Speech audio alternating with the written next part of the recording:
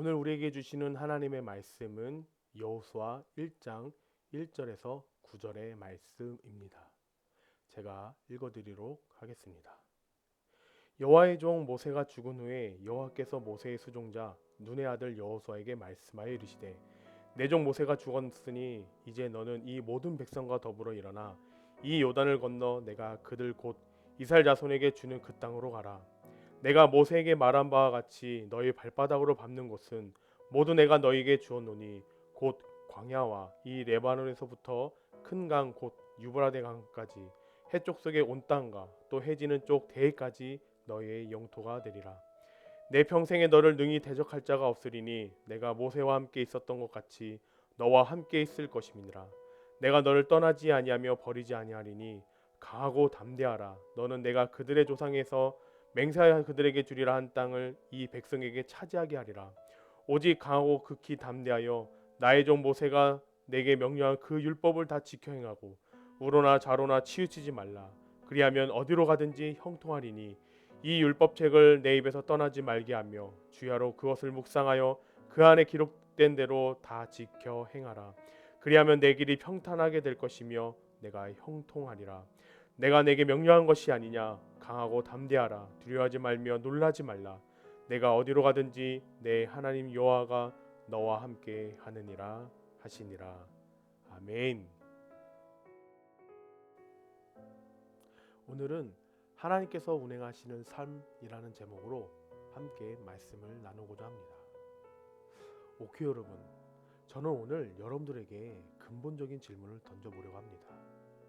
여러분들은 하나님께서 운행하시는 삶으로 살아가고 있습니까? 조금 난해한 질문일까요?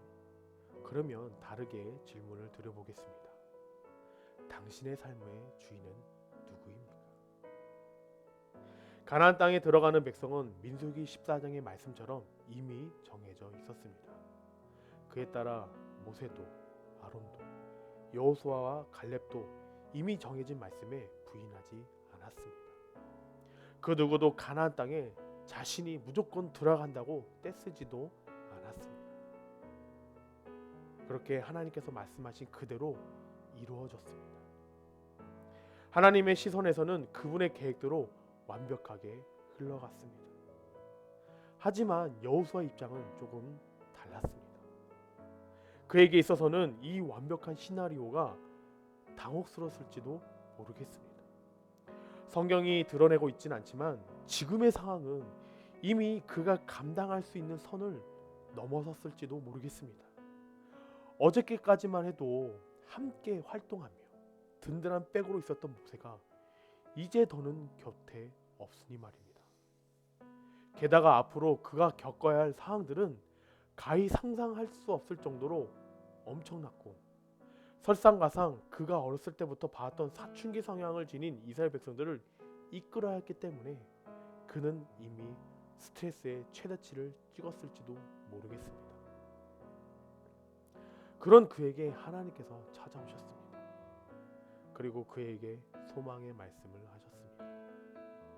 2절부터 6절의 말씀까지 아주 멋진 말씀으로 여호수아를 위로하셨습니다. 아마 누구든 간에 하나님께서 찾아오셔서 실제 음성으로 위로의 말씀을 해주신다면 누가 이 말에 의심할 수 있을까요? 여호수아도 가슴 벅차오르는 감동의 위로만이 아니라 감격 그 자체였을 것입니다. 그런데 문제는 그 다음이었습니다. 물론 오늘 말씀만 딱 떼어서 본다면 뭐 그리 이상할까? 의문점을 가질 수도 있습니다. 하지만 여호수아가 처한 상황에서는 너무 황당한 말씀이었습니다. 그가 기대했던 말씀과는 다르게 7절 이하에 하나님께서 하신 말씀은 동문서답이었습니다. 지금의 상황에서 여호수아에게 가장 맞는 말씀은 무엇이었을까요? 아마 여호수아가 앞으로 어떻게 해야 좋은 리더가 될 수 있는지, 아니면 모세처럼 얼굴에 광채가 빛나서 이스라엘 백성들을 두려움에 떨게 만들던지, 아니면 기적의 지팡이를 선물로 주셔서 그 지팡이를 가지고 10가지 창 다시 한번 일으키든지, 아니면 가나안 정복에 있어서 필요한 전략과 실제로 눈앞에 펼쳐질 승리를 보여줘야 됐을 것입니다. 이래야 너무나도 자연스러운 말씀으로 끝나는 게 맞을 것입니다. 그런데 하나님께서는 갑자기 너무 생뚱맞는 7절 8절의 말씀을 여호수아에게 하셨습니다. 바로 더욱 하나님께 집중하라고 말씀하셨습니다. 순종하라고 말씀하셨습니다. 율법을 지켜 행하고 좌로나 우로나 치우치지 말라 합니다. 물론 틀린 말은 아닌데 그가 언제 하나님 말씀에 불순종했었습니까? 그는 모두가 아니라고 말할 때 그는 맞다고 했던 사람이었습니다. 그는 하나님의 말씀에 절대적으로 신뢰했던 사람이었습니다. 그는 하나님의 계획을 기대하고 소망을 가졌던 사람이었습니다. 그래서 그는 이집트에서 탈출한 이스라엘 백성들 중에 유일하게 가나안 땅에 들어갈 수 있었던 두 사람 중에 한 사람이었습니다. 그런 그에게 이런 말씀을 왜 그랬을까요? 하나님께서는 왜 그렇게 말씀하셨을까요? 하나님은 그 누구보다도 나를 가장 잘 아는 분이십니다. 내가 어느 때 하나님을 높이고 찬양하며 영광 올려드리는지, 또 언제 가장 순종함으로 나가는지, 하지만 반대로 어떤 순간에 하나님을 멀리하며 자기 뜻대로 살아가는지, 언제 무너지고 넘어지는지 너무나도 잘 아시는 분이십니다. 그리고 그때 어떤 상황에서 다시 주님 품으로 가까이 오는지도 너무나 잘 알고 계십니다. 그런 그분이 여호수아는 특별하다고, 다르다고 생각하셨을까요? 1세대 백성들은 그랬지만 지금 2세대 백성들은 다를 거야, 괜찮을 거야 라고 생각하셨을까요? 아니죠. 하나님께서 바라시는 것은 오늘 이 시간 이 자리, 그가 어떤 상황에서도 당신을 끝까지 신뢰할 수 있는가였습니다. 지금 그가 처한 상황이 너무 당황스럽고 급박하고 엄청난 스트레스가 있지만 그럼에도 동문서답하시는 하나님의 말씀에 집중할 수 있는가였습니다. 이 질문은 오늘을 살아가는 우리 모두에게 던져지는 질문일 것입니다.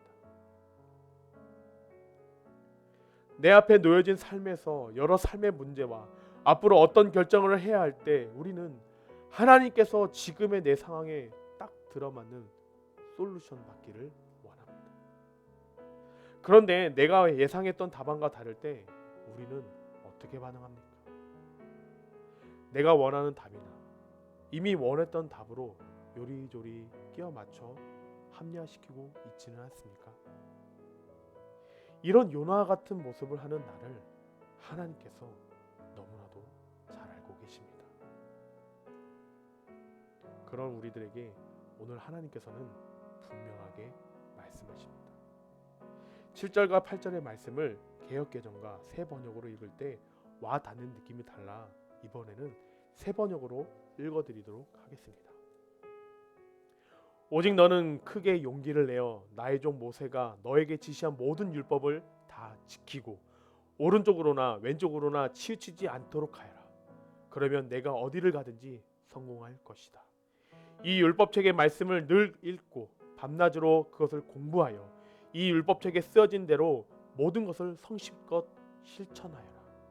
그리하면 내가 가는 길이 순조로울 것이며 내가 성공할 것이다. 아멘. 여호수아는 하나님의 말씀을 가볍게 여기지 않았습니다. 그는 하나님의 말씀을 듣고 더 이상 자신의 상황이나 환경에 초점을 두지 않았습니다. 그는 하나님께 집중하였습니다. 하나님의 생뚱맞는 대답에 말대꾸가 아닌 자기 합리화가 아닌 그는 그 말씀이 가장 옳은 말씀이고 자신에게 가장 정확한 답이란 것을 깨달았습니다. 그리고 그대로 순종하였습니다. 그러자 9절 이후 아주 놀라운 일들이 펼쳐지게 됩니다. 하나님께서 운행하시는 삶, 속된 말로 대박이 터지는 삶이었습니다. 하나님의 계획은 계속 완벽하고 가장 선한 뜻으로 이루어져 갔습니다. 그리고 그 계획에 여호수아는 리더로 쓰임받게 되었습니다. 그가 고민했던 것들은 허무하게도 해프닝으로 끝나게 되었습니다. 그가 한 고민은 바로 우리의 고민이 아닐까요? 그런데 하나님께서 운행하시는 삶에서는 그저 해프닝에 지나지 않습니다. 오케이 여러분, 우리는 지금 해프닝으로 끝날 것들에 너무 집중하고 있지는 않습니까? 시편 23편 4절의 말씀으로 마치려고 합니다. 내가 사망의 음침한 골짜기로 다닐지라도 해를 두려워하지 않을 것은 주께서 나와 함께 하심이라. 주의 지팡이와 막대기가 나를 안위하시나이다. 아멘. 하나님께서 운행하시는 삶 속에서 오늘 하나님께 집중하는 저와 여러분들이 되시기를 간절히